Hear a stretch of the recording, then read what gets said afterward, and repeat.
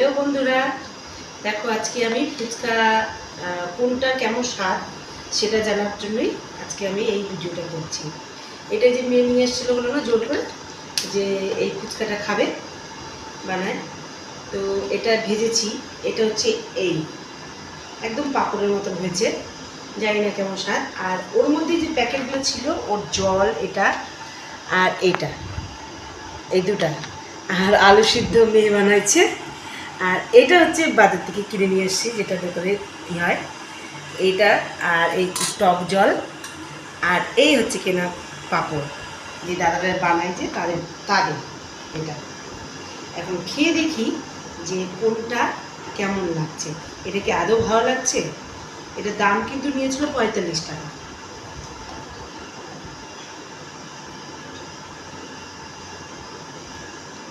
এত শক্ত,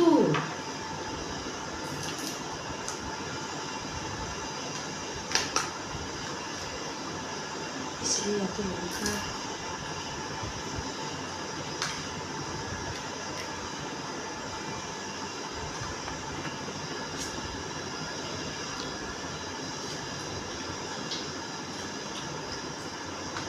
এর সাইজ দেখো একদম ছোট্ট কুচকি।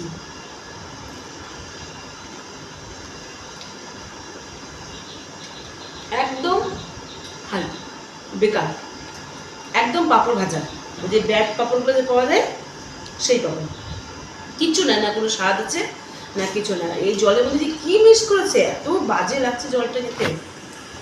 আর এই টক জলটা তো মিষ্টি মিষ্টি তেঁতুল না কি যে দিয়েছে এর মধ্যে, একদম বাজে। আর এইটা হচ্ছে আমাদের বাজারের কেনা, এটা দেখো কত বড় সাইজটা, সে তোমরা জানোই।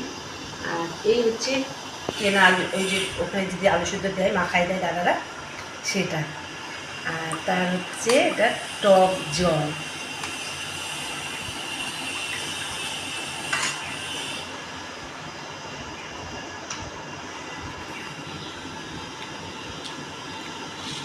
এটা তো খুবই সুন্দর খেতে লাগছে, সেটা তোমরাও জানো যে বাজারের খেতে খুব আগে, কিন্তু এটা যে কিনে নিয়েছি এটা এত বাজে কেন লাগছে সেটা আমি বুঝতে পারলাম না, যে এত বাজে কেন।